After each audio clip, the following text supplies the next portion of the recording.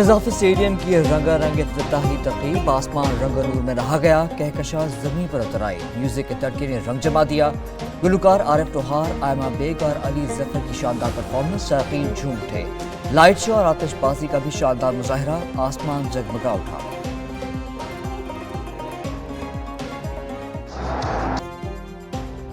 تھا جس کا انتظار، آ گیا وہ شاہکار، پردہ اٹھ گیا، سٹیج سج گیا، شائقین کے لیے قذافی اسٹیڈیم کا دروازہ کھل گیا۔ وزیر اعظم شہباز شریف نے نئے اسٹیڈیم کا افتتاح کر دیا۔ افتتاحی تقریب میں وفاقی وزراء، وزیر اعلیٰ Punjab, chairman P C B اور دیگر کی شرکت، ویٹرنز کھلاڑیوں اور دیگر معززین بھی شریک ہوئے۔ وزیر اعظم نے تعمیراتی کام میں حصہ لینے والی ٹیم کو ایوارڈ سے نوازا۔ نو تعمیر شدہ قذافی اسٹیڈیم میں قومی ٹیم کے کھلاڑیوں کا شاندار استقبال، قومی ٹیم چیمپئنز ٹرافی کی جرسی پہن کر میدان میں آئی، شائقین کی جانب سے کھلاڑیوں کو خوب سراہا گیا، ٹیم نے اسٹیڈیم آمد پر فینس کا شکریہ ادا کیا۔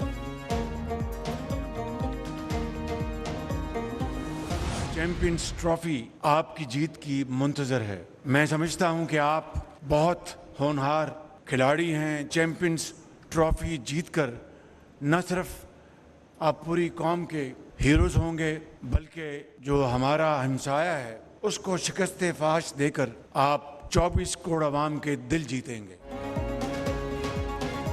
وزیر اعظم نے قومی ٹیم سے چیمپئنز ٹرافی جیتنے کی امید لگا لی، کہتے ہیں چیمپئنز ٹرافی آپ کی منتظر ہے، آپ ہمسایہ ملک کو شکست دے کر 24 کروڑ عوام کے دل جیتیں گے۔ دبئی کے پاک بھارت میچ میں بھی مجھے ساتھ لے چلیں، بابر اعظم اور محمد رضوان سے بھی قوم کو بڑی امیدیں ہیں، شاہین آفریدی آپ اپنے سسر کی پیروی کریں اور وکٹوں کے انبار لگا دیں۔ Chairman P C be Mohsin Naqvi بولے، چیمپئنز ٹرافی سے قبل اسٹیڈیم کی تعمیر نو کا ہدف پورا کیا گیا۔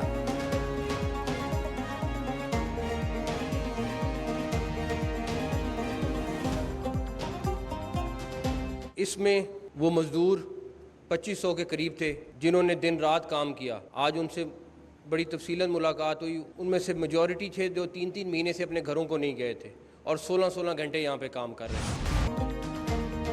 26ویں ترمیم کیس میں آئینی بینچ فل کورٹ کا کہہ سکتا ہے، نئے ججز آئیں تو فل کورٹ کون سی ہوگی، یہ تنازع بنے گا، فیصلے تک ججز تعیناتی مؤخر کی جائے، اسلام آباد ہائی کورٹ ججز کی سینیورٹی طے ہونے تک ججز تعیناتی روکی جائے، سپریم کورٹ کے 4 ججز نے چیف جسٹس کو خط لکھ دیا، کہا موجودہ حالات میں ججز لانے سے کورٹ پیکنگ کا تاثر ملے گا، پوچھنا چاہتے ہیں عدالت کو اس صورتحال میں کیوں ڈالا جا رہا ہے۔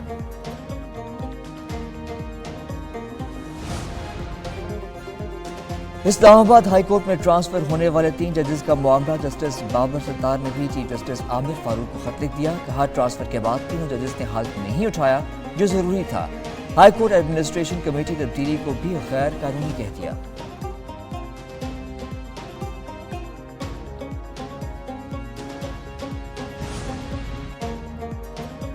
صدر مملکت نے لاہور ہائی کورٹ میں 9 نئے ایڈیشنل ججز مقرر کر دیے، نوٹیفیکیشن جاری، نئے ججز کی مدت ملازمت 1 سال کے لیے ہوگی، سپریم کورٹ کے وکلاء حسن نواز، وقار حیدر، سردار اکبر علی شامل، ملک جاوید وینز، احسن رضا قاسمی اور محمد جواد ظفر بھی جج بن گئے، پنجاب کے ایڈوکیٹ جنرل خالد اسحاق بھی نئے ایڈیشنل ججز میں شامل، چودھری سلطان محمود اور ملک محمد اویس خالد بھی لاہور ہائی کورٹ کے جج مقرر۔ تحریک انصاف کی آج احتجاج کی کال، پنجاب حکومت نے دفعہ 144 نافذ کر دی، ہر قسم کے سیاسی احتجاج، جلسے، جلوس، ریلیوں، دھرنوں پر پابندی عائد، دفعہ 144 کے نفاذ کا فیصلہ امن و امان کی قیام، انسانی جانوں اور املاک کے تحفظ کے لیے کیا گیا۔ بلوچستان میں بھی دفعہ 144 نافذ کر دی گئی، وفاقی دارالحکومت اسلام آباد میں پہلے سے ہی دفعہ 144 نافذ ہے۔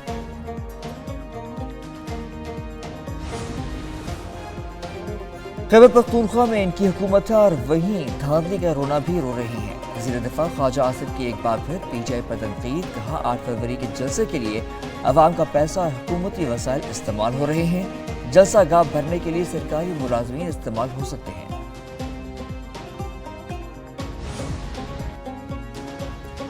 حکومت کی ایک بار پھر پی ٹی آئی کو مذاکرات کی پیشکش، اسپیکر قومی اسمبلی ایاز صادق نے 2 ٹوک الفاظ سے مذاکرات سے متعلق واضح کر دیا، کہتے ہیں مذاکراتی کمیٹی تحلیل نہیں ہوئی، ہم نے کبھی بھی مذاکرات کے دروازے بند نہیں کیے، تحریک انصاف کی پہلے اندر سے منظوری آ جاتی پھر وہ ہمارے پاس بھی آ جائیں گے۔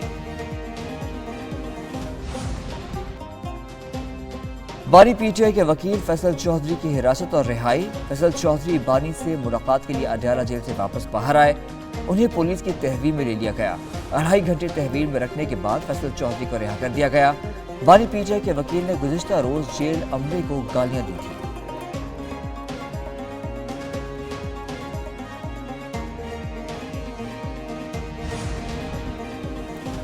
معاشی بہتری کے لیے میری ٹائم سیکٹر میں جامعاتی اصلاحات منصوبہ تیار۔ وزیر اعظم شہباز شریف نے سمندری شعبے کی بحالی کے لیے اصلاحاتی منصوبے کی منظوری دے دی۔ اصلاحاتی منصوبے کے تحت پاکستان میری time and sea port authority کا قیام، منصوبے پر عمل درآمد کے لیے اعلیٰ سطح کمیٹی تشکیل۔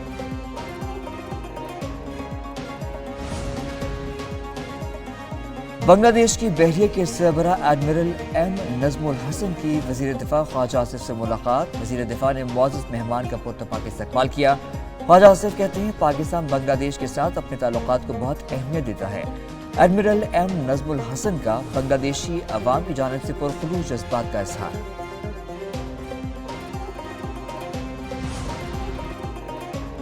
بنگلہ دیشی نیول چیف کی عسکری قیادت سے ملاقاتیں۔ ایڈمرل ایم نظم الحسن کی chairman joint chief of staff committee general Sahir Shamshad Mirza سے ملاقات۔ بنگلہ دیشی عسکری قیادت کا خطے کی صورتحال پر تبادلہ خیال۔ بنگلہ دیشی نیول چیف نے army chief general Asim Munir سے بھی ملاقات کی۔ موجودہ علاقائی سیکیورٹی ماحول پر بات چیت۔ آرمی چیف سے مالدیو کے چیف آف ڈیفنس فورسز بھی ملے۔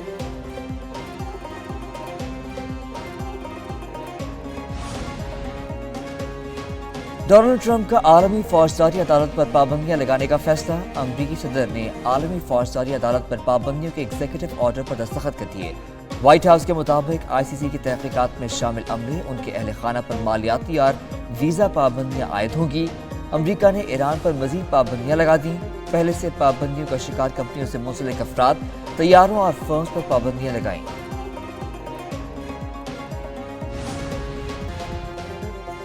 پاکستان موسمیاتی تبدیلی سے سب سے زیادہ متاثر ہے۔ کانفرنس کا مقصد موسمیاتی تبدیلی جیسے سنگین چیلنجز پر غور کرنا ہے۔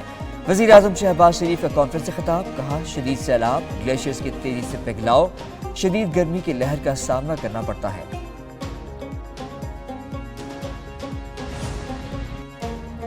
حکومت نے بڑے پیمانے پر ٹیکس عائد کیا۔ کاروبار پر ٹیکس کی شرح 61% ہے۔ سابق وزیر خزانہ مفتاح اسماعیل کا کراچی لٹریچر فیسٹیول سے خطاب، کہا گزشتہ سال کی نسبت معاشی حالات بہتر ہوئے ہیں۔ پاکستان میں 2 کروڑ جبکہ بھارت میں 70 لاکھ بچے اسکول سے باہر ہیں۔